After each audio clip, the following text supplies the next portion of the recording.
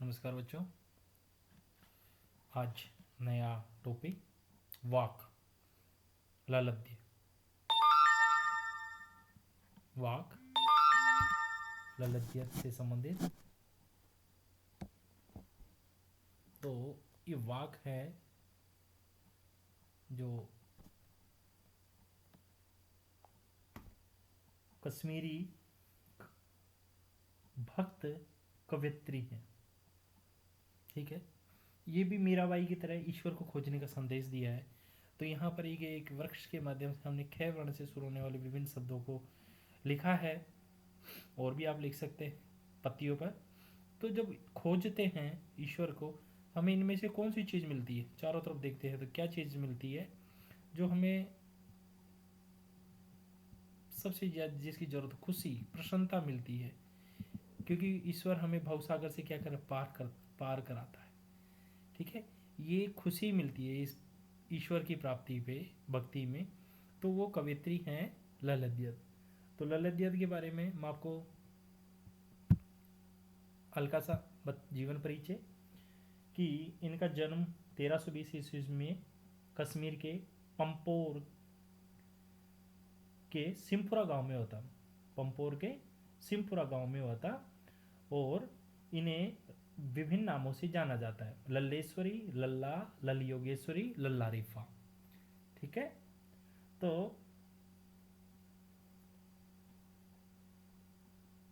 इनकी रचनाओं को क्या कहते हैं? जैसे मीराबाई के पद हैं, तो इनकी रचनाओं को किस नाम से जाना जाता है? वाक के नाम से, वाक। तो ललद्या ने अपने साहित्य के माध्यम से वही जागरण और वही जीवन संदेश प्रस्तुत किया। ललद्या ने अपने साहित्य के माध्यम से वही जागरण, लोगों को जगाया, और वही जीवन संदेश दिया जो मीराबाई ने अपनी रचनाओं के द्वारा दिया था। इसीलिए ललद्यद को कश्मीर की मीरा कहा जाता है। क्या कहा जाता है? मीरा कहा जाता है। ठीक है, क्योंकि इन लोगों को जगाया, जीवन का एक संदेश दिया, और वैसा ही संदेश दिया जैसे मीराबाई ने दिया था। इसीलिए इसे कश्मीर की मीरा कहा जाता है। ललद्यद ने धार्मिक आडंबरों का विरोध किया और प्रेम को सबसे बड़ा मूल्य बताया। धार्मिक आडंबरों को क्या किया?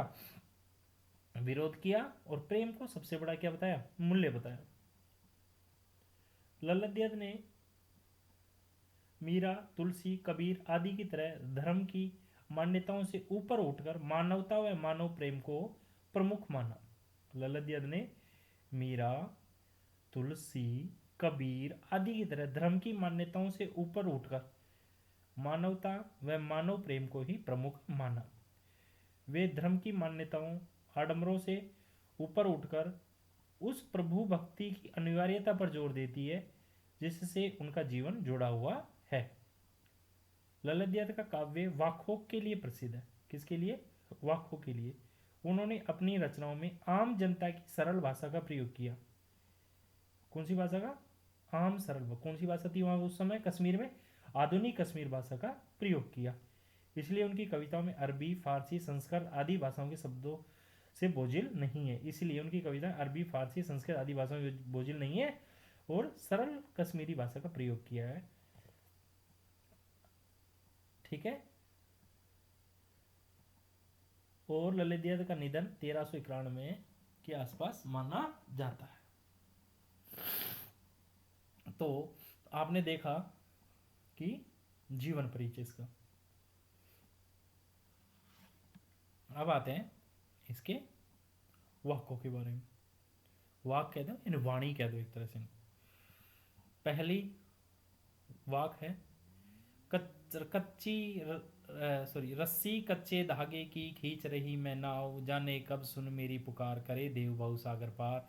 पानी टपके, ये एग्जाम्पल दिया, पानी टपके कच्चे सकोरे, व्यर्थ प्रयास हो रहे मेरे, जी में उड़ती रह रहे हूँ, घर जाने की चाह है घेरे। तो इस वाक को जो ये ललद्यद ने लिखा है, इसको इसकी इस व्याख्या के माध्यम से समझने की कोशिश करें। दो, कच्चा धागा क्या है? कमजोर। कच्चा में कमजोर शरीर है जो।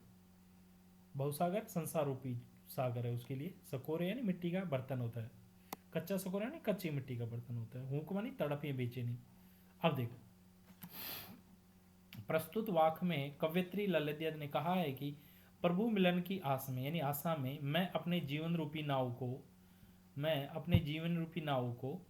मतलब जीवन रूपी नाव, अपना जीवन है कैसा है, कच्चा है, सांसों की डोरी यानी कच्ची रस्सी के सहारे आगे बढ़ा रही हूँ। मैं अपने जीवन रूपी नाव को सांसों की कच्ची डोरी के सहारे आगे बढ़ा रही हूँ। प्रभु न जाने कब मेरी पुकार सुनेंगे और मुझे इस भवसागर से पार करेंगे। कब मुझे भवसागर से पार करेंगे। मैं बहुत प्रयास कर रही हूँ, परंतु मेरे प्रयास उसी पर समाप्त हो रहे हैं जैसे मिट्टी से बने इस शरीर रूपी कच्चे सकोरे में निरंतर पानी टपक रहा। मतलब जिस प्रकार से कच्चे मिट्टी के बर्तन पर एक एक पानी की बूंद गिरती है, समाप्त हो रहा है, वैसे ही मेरे सारे प्रयास क्या हो रहे हैं, नष्ट हो रहे हैं। और एक एक दिन करके मेरी उम्र घटती जा रही है, क्योंकि शरीर क्या है, नश्वर है, क्षीण हो जाता है।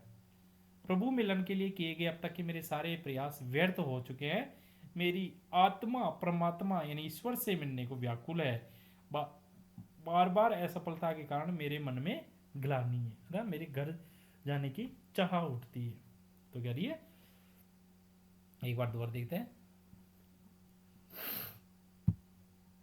कच्ची रस्सी कच्चे धागे की खींच रही मैं नाव, जाने कब सुन मेरी पुकार, करे देव भवसागर पार, पानी टपके कच्चे सकोरे, व्यर्थ प्रयास हो रहे मेरे, जी में उड़ती रह रहे हूँ, घर जाने की चाह है घेरे।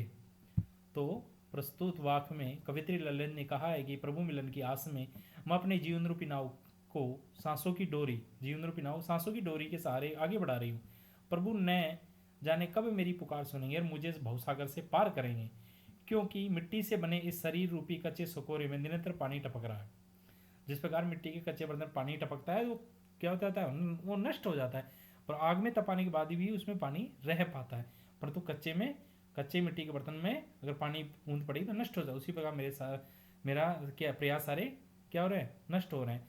तो उसी प्रकार अर्थात एक एक दिन करके मेरी उम्र घट रही है। प्रभु मिलन के लिए किए गए अब तक के सारे प्रयास क्या हो रहे हैं, व्यर्थ हो चुके हैं। मेरी आत्मा परमात्मा के मिलने को व्याकुल हो रही है। बार बार असफलता के कारण मेरे मन में क्या है, ग्लानि हो रही है। आगे देखते हैं दूसरा। खा खा कर कुछ पाएगा नहीं, न खाकर बनेगा अहंकारी, सम खा तभी होगा संभावी, खुलेगी सांकल बंद द्वार की। ठीक है, तो यहाँ पर क्या होता है, अहंकारी का मतलब क्या होता है, घमंडी। सम्मानी क्या होता है, न ज्यादा न कम, यानी बाह्य और अंतरकरण की इंद्रियों का क्या करना, कंट्रोल करना। ठीक है, बाहरी और अंतरकरण की इंद्रियां उनको क्या करना, नियंत्रण करना। समभावी समान व्यवहार करना। खुलेगी सांकल बंद द्वार की, तो जो अंदर की अंतरात्मा की जो कुंडी लगी हुई है, जो मुक्ति रूपी द्वार की कुंडी है, वो खुलेगी। ठीक है, अब देखते हैं। प्रस्तुत वाक में कवयित्री ललित ने हृदय को उदार, अहंकार मुक्त और समानता के भाव से परिपूर्ण बनाने का संदेश देते हुए कहा। तो इस वाक में ललित ने हृदय को क्या कहा, उदार, अहंकार मुक्त, समानता के भाव से परिपूर्ण, ये तीन याद रखना। उदार बनाने के लिए बोला है, अहंकार से मुक्त और समानता के भाव से परिपूर्ण, ये तीन चीज, उदार, अहंकार मुक्त और समानता के भाव से पूर्ण बनाने के का संदेश देते हुए कहा है कि केवल भोग उपभोग में लगे रहने से कुछ प्राप्त नहीं होगा। मतलब केवल भोजन ही प्राप्त करने से, इस शारीरिक सुख सुविधाओं को प्राप्त करने से ही कुछ नहीं होगा। इससे व्यक्ति क्या बनता है, स्वार्थी बनता है। यदि भोग का स्वार्थ त्याग कर दिया जाए तो मन में त्यागी होने का अहंकार, यदि बिल्कुल ही त्याग देंगे तो क्या होगा, हम मन में हर चीज को कंट्रोल कर लेंगे तो मन में त्यागी होने का अहंकार पैदा हो जाएगा। और यह स्थिति और भी ज्यादा भयानक है, क्योंकि अहंकार विनाश का कारण है। इसलिए कवियत्री ने बीच का रास्ता अपनाने को कहा है। जैसे महात्मा बुद्ध क्या कर रहे थे, तपस्या कर रहे थे बड़ी कठोर। उस समय जंगल में जा रहे थे, कोई सितार बजाते हुए जा रहा था तो गीत गा रहा जाता कि वीणा के तार इतने भी ना कसो कि टूट जाएं और इतने भी ढीले ना दो कि बेसुरे हो जाए। तब उनके तो बीच का रास्ता अपनाने के लिए कहा है। तात्पर्य है कि हमें त्यागपूर्व भोग करना चाहिए। क्या, त्याग पूर्वक भोग करना चाहिए। भोग और त्याग के बीच समानता रखनी चाहिए, ना तो ज्यादा ना कम। इस समानता के कारण हमारे अंदर संभाव उत्पन्न होगा, जिससे हमारे हृदय में उदारता का आविर्भाव होगा। जैसे ही हमारे अंदर उदारता आएगी, हमारे अंदर के स्वार्थ, अहंकार और हार्दिक संकीर्णता, नैरो माइंडेड है, वो सब समाप्त हो जाएंगी। हमारा हृदय अपने पराये के भेद से ऊपर उठ जाएगा और समस्त संसार के लिए हृदय के द्वार खुल जाएंगे, अर्थात प्रभु से मिलन के